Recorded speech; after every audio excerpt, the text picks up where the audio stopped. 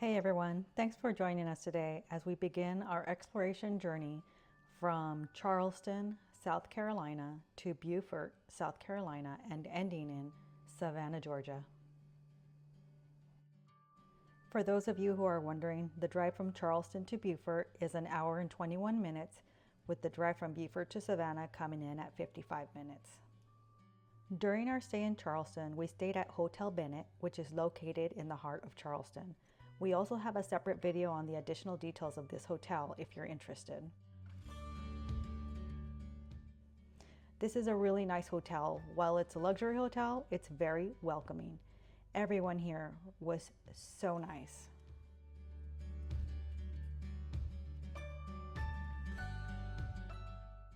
Our room had a luxurious marble bathroom with a large soaking tub. The bedroom was warm and inviting, and we had a great time here and truly enjoyed our stay.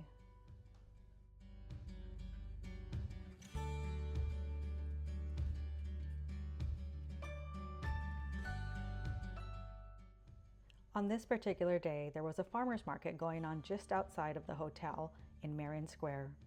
The farmer's market is dedicated to the support of farmers, artisans, crafters, and live performers. These candles were beautifully scented and an example of what you could find at the market.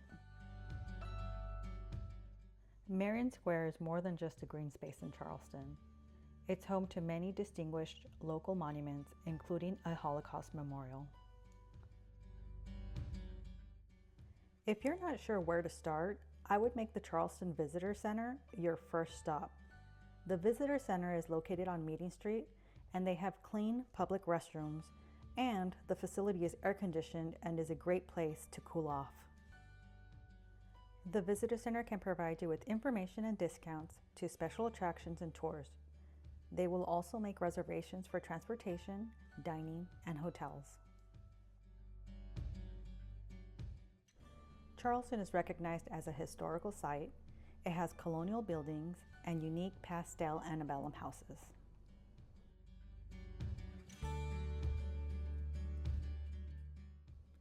One of Charleston's signature features are the cobblestone streets. They add so much character to the streets of Charleston and are a testament to the city's history and evolution. While you're in Charleston, be sure to check out Rainbow Row, which is a series of 13 colorful historic houses symbolizing the city's colonial heritage.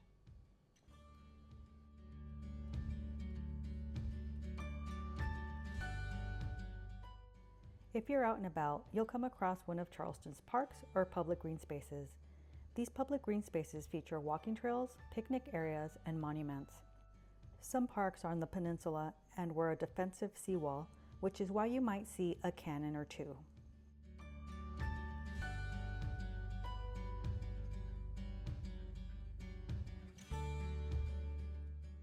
One of Charleston's most popular sites is the Pineapple Water Fountain. The water fountain is located in Waterfront Park. It's very popular, so get there early for a sunrise shot.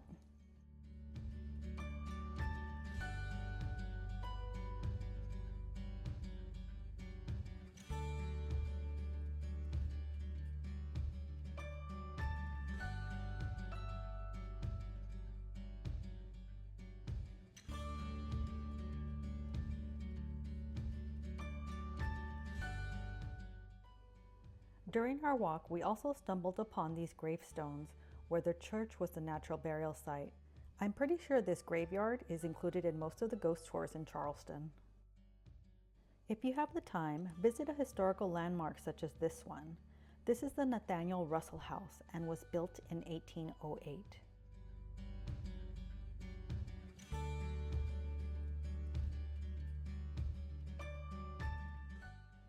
This home was one of its finest. It had a 3-story, free-flying staircase, which was a marvel to see. Here you can see the artwork on the walls and the china that was set out on display on the dining room table.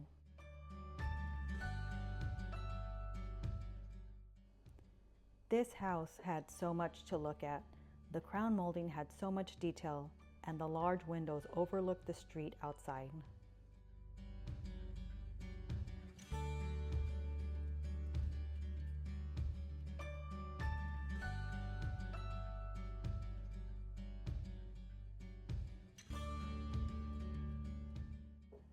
For our next stop, we visited St. Michael's Church, which is the oldest surviving religious structure in Charleston, South Carolina.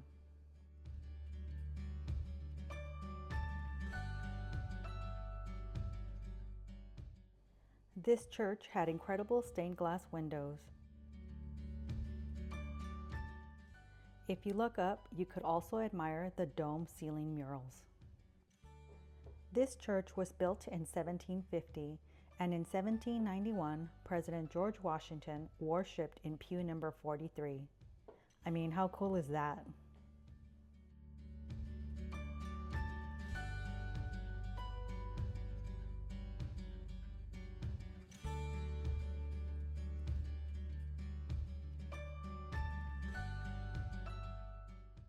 After a long day, we hailed down a bike taxi to take us back to our hotel. What a great experience. Here you can see we're at the Charleston City Market, where you'll find plenty of bike taxis. If you get a chance, be sure to go out and tour the city at night once the sun sets. You'll see the city in a whole new light. The following morning, we set out to see the Angel Oak Tree, located on Johns Island. This tree is massive, and it's estimated to be 400 years old. It's about 65 feet tall and has a circumference of 31 feet.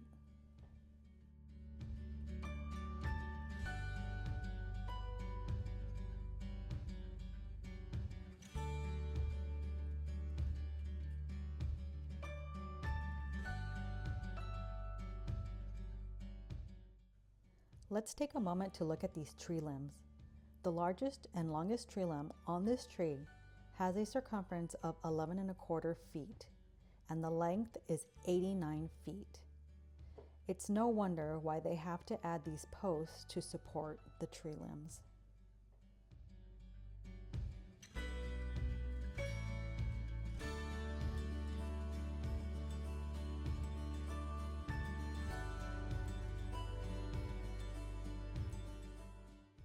Before getting to our next destination, we crossed over the Cooper River Bridge to Mount Pleasant to visit the Patriots Point Naval and Maritime Museum, where we toured the aircraft carrier USS Yorktown and experienced the realistic sight and sounds of the Vietnam experience.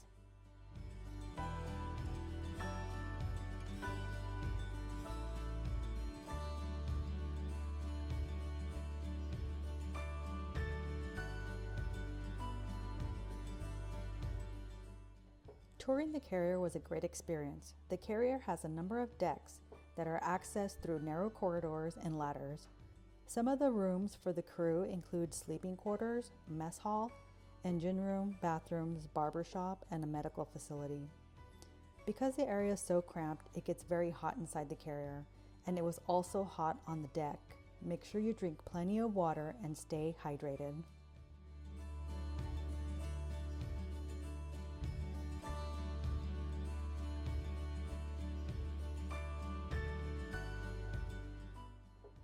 I think one of my favorite parts of the museum was the interactive Vietnam experience. Here you'll see a timeline of events of the Vietnam War, which is then followed by an interactive experience where you'll be able to experience the sights and the sounds of the war.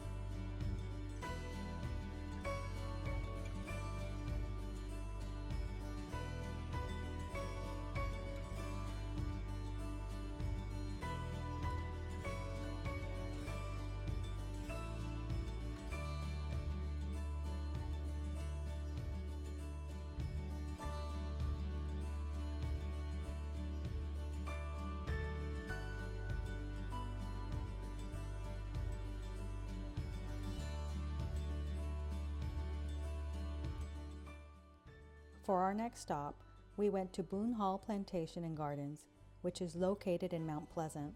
This plantation is one of the oldest continuously operating farms in the U.S. The long drive we see here is 3/4 of a mile long, with almost 100 live oak trees planted in 2 evenly spaced rows to form a tunnel, with the tree branches forming a canopy over the long drive.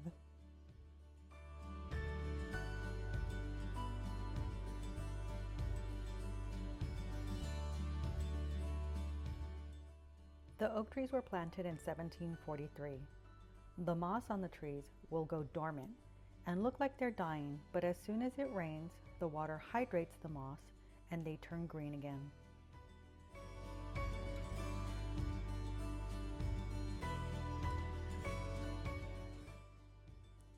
At the end of the drive, you reach the main house.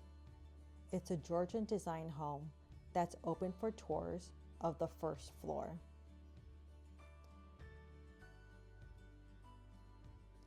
I'm not sure if you noticed, but on our way in to the left of the drive are 9 original brick cabins that housed the enslaved.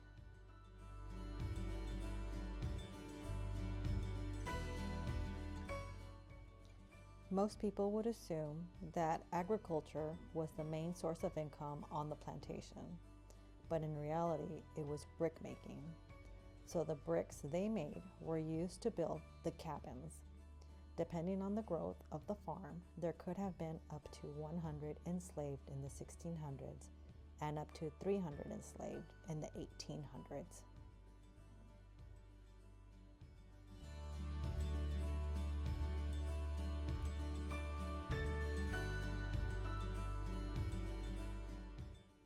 Our next stop is Fort Sumter, which is a National Historic Park that was built on a man-made island. The island is only accessible by boat, and just so that everyone knows, there are restrooms on the boat.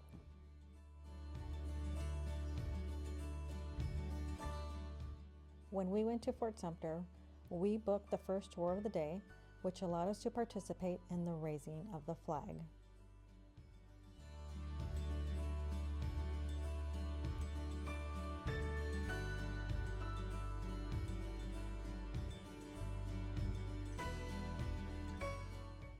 While in Fort Sumter, you're allotted about 45 minutes to explore the site.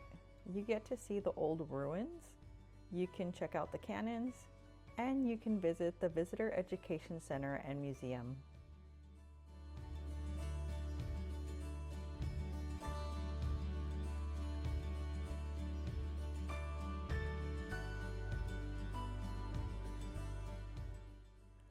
Just a quick recap about Fort Sumter.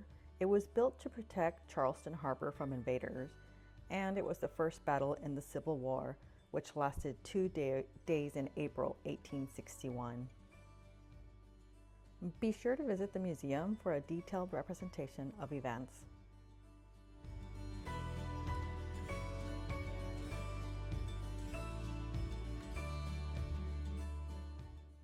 With that, we said goodbye to Charleston and hello to Beaufort, South Carolina.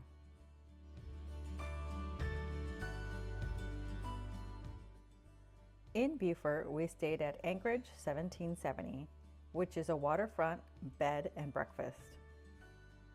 The inn, like many of the homes in the historic district, is an antebellum style home.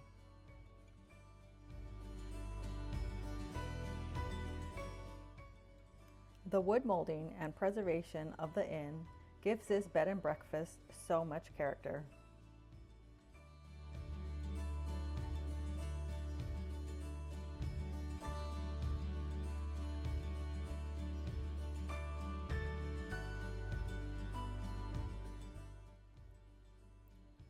The room we stayed in was located on the 2nd floor. It was not only spacious, but included a fireplace.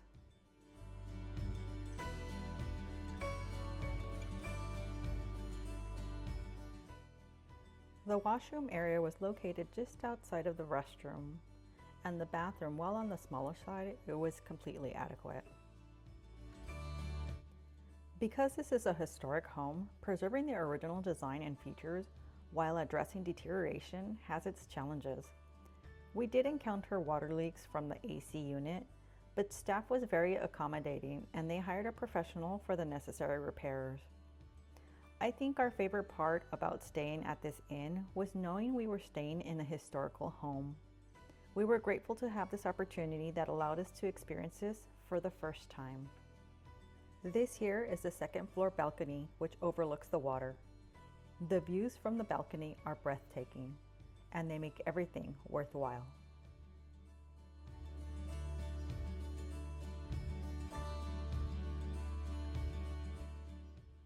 While you're visiting Beaufort, be sure to visit the beautiful Henry Chambers Waterfront Park. This is a scenic public park that serves both as a local marina and a picture spot to relax and watch the water views. It's also surrounded by restaurants, bars, and has live entertainment. Beaufort is known for its mansion antebellum homes, but also has those wonderful oak trees that are draped in Spanish moss. If you have time, take the walking tour to view key homes in the historic district. A map is available in the History Museum located on Craven Street. We then crossed over the Woods Memorial Bridge and headed over to a local restaurant called The Dockside, where we had some steak and seafood. This is a popular restaurant and usually has a line when the doors open, so be sure to get there early. Beaufort is also home to the Marine Corps Air Station and has one of the world's largest aircraft groups.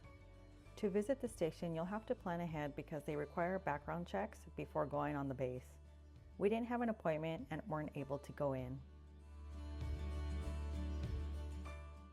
Instead, we headed over to Parris Island, which is home to the Marine Corps Recruit Depot. The island is open to the public for museum visits and guided tours of the base. After an inspection of our car and clearance at the front gate, we made our way in and headed towards the museum. You must have proof of identification, vehicle registration, and insurance. This was a great experience for us. We were so excited and grateful to be able to see our men and women in training. The museum was pretty special.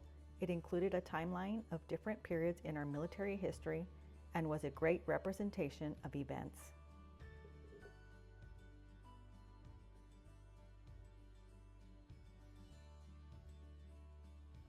That concluded our stay in Beaufort, South Carolina, where we continued our journey to Savannah, Georgia.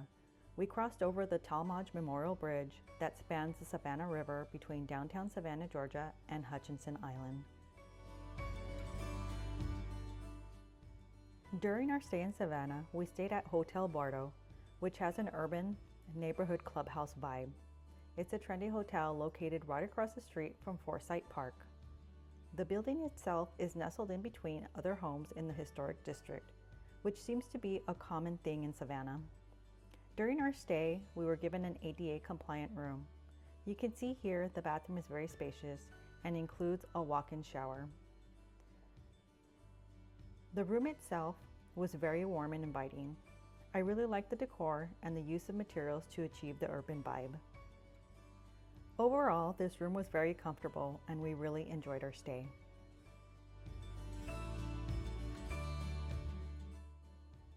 There are 3 bars in the hotel.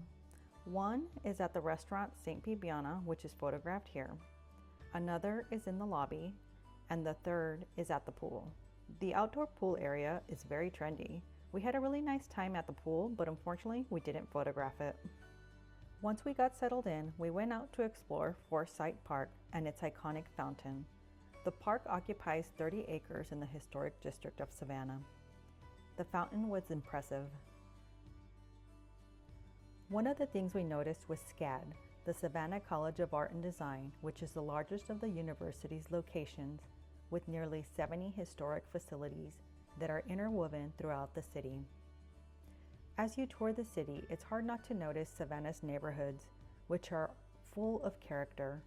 Savannah's downtown area has 22 park-like squares that are surrounded by residential blocks. Most of Savannah's squares are named in honor or in memory of a person or a historical event. Many contain monuments, markers, memorials, statues, plaques, and other tributes. The statues and monuments were placed in the squares partly to protect the squares from demolition.